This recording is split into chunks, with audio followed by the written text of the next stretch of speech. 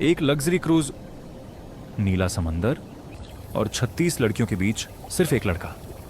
लेकिन कुछ ही मिनटों में यह सपना एक डरावने खेल में बदल गया। जहाज फट गया, सब एक अनजान द्वीप पर जागे और आसमान से एक रहस्यमयी सिस्टम ने ऐलान किया, अब यहां सिर्फ वही बचेगा जो अपनी ट्राइब को बचा पाएगा। और सिस्टम ने नेता चुना, रवि शर्मा को। रवि शर्मा डेक चेयर पर आराम कर रहा था। सेमेस्टर खत्म हो चुका था और उसे लग रहा था कि यह ट्रिप उसकी जिंदगी का सबसे शांत पल होगा। पूरी क्लास में 37 स्टूडेंट थे और रवि अकेला लड़का था। 3 लड़कियां उसकी नजरों में सबसे अलग थीं। सिया मल्होत्रा, शांत, खूबसूरत और अमीर परिवार से आई हुई लड़की। काव्या मेहरा, रवि की एक्स जिससे उसका रिश्ता कभी बहुत करीब था। और मीरा कपूर, रवि की सबसे अच्छी दोस्त जिसने उसे इस ट्रिप पर आने के लिए मनाया था। सब कुछ सामान्य लग रहा था। मीरा ने दूर से जूस का ग्लास उठाकर उसे छेड़ा। रवि मुस्कुराया, लेकिन उसकी नजर कुछ पल के लिए काव्या पर रुक गई।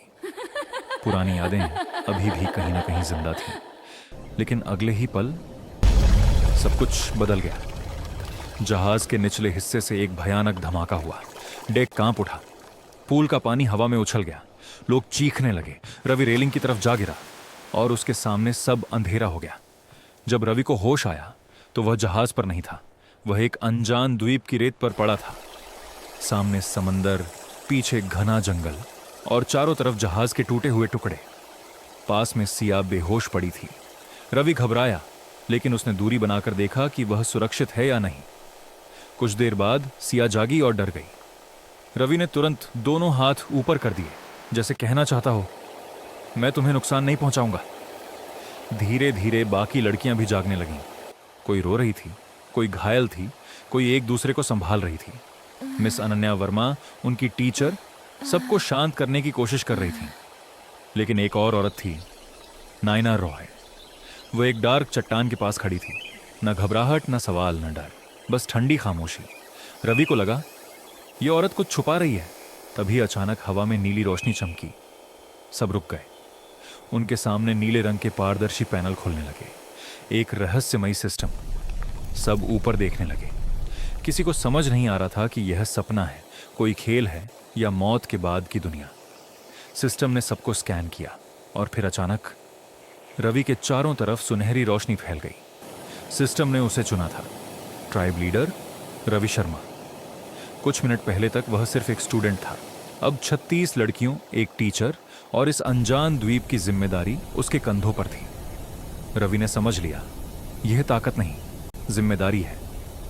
मीरा आगे आई। उसने साफ कहा कि यहां कोई किसी से ऊपर नहीं होगा, कोई जबरदस्ती नहीं होगी।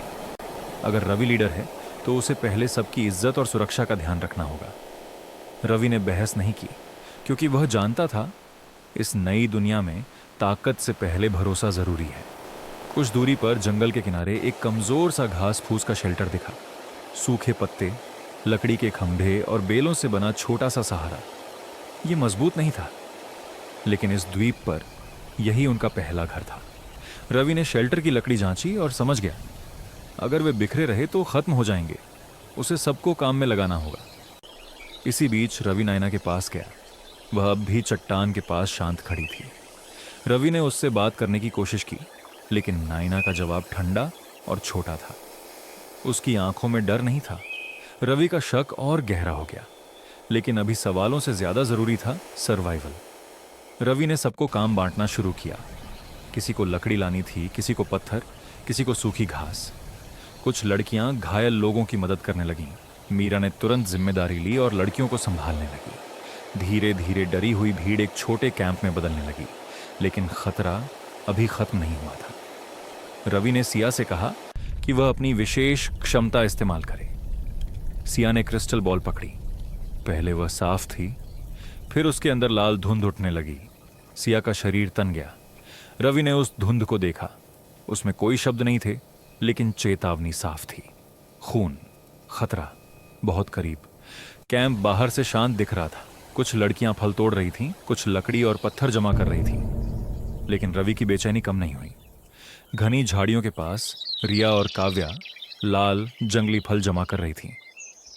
अचानक पत्तों के बीच हलचल हुई। रवि ने ध्यान से देखा।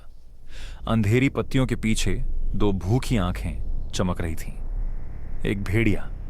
रिया को कुछ पता नहीं था। रवि ने चेतावनी देने के लिए हाथ उठाया, लेकिन देर हो चुकी थी। झाड़ियों से भेड़िया बाहर कूदा, सब जम गए, लेकिन रवि नहीं रुका। वह सीधा भेड़िए और रिया के बीच आ गया। उसके हाथ में अचानक एक लंबा ब्लेड था। ये कोई फिल्मी बहादुरी नहीं थी, ये डर के बीच लिया गया फैसला था। भेड़िया अब रिया की तरफ नहीं, रवि की तरफ था। रवि ने दोनों पैर जमीन पर जमा दिए। भेड़िया झपटा।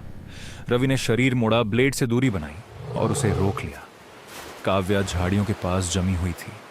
रिया रवि के पीछे कांप रही थी। रवि की सांस तेज थी, लेकिन उसका हाथ स्थिर था। पहली बार वह सच में लड़ रहा था। कुछ सेकंड बाद लड़ाई खत्म हुई। रवि खड़ा था, लेकिन उसका शरीर कांप रहा था। ब्लेड नीचे था, सांस भारी थी। रिया सुरक्षित थी। काव्या अब रवि को अलग नजर से देख रही थी। मीरा दौड़कर पास आई, लेकिन उसने रवि को छुआ नहीं, बस उसके करीब रुक गई। पहली बार सबको समझ आया, रवि सिर्फ नाम का लीडर नहीं है, वह सच में उनके सामने खड़ा होगा। लेकिन राहत ज्यादा देर नहीं टिक सकी। जंगल अचानक शांत हो गया। फिर दूर से एक लंबी हूक सुनाई दी। भेड़िए की आवाज, फिर दूसरी, फिर तीसरी। अलग अलग दिशाओं से रवि की पकड़ ब्लेड पर कस गई। उसे समझ आ गया, जो भेड़िया अब भी आया था वह अकेला नहीं था, वह सिर्फ एक स्काउट था। असली खतरा अब जंगल के अंदर से आ रहा था। Wolf pack. और इस बार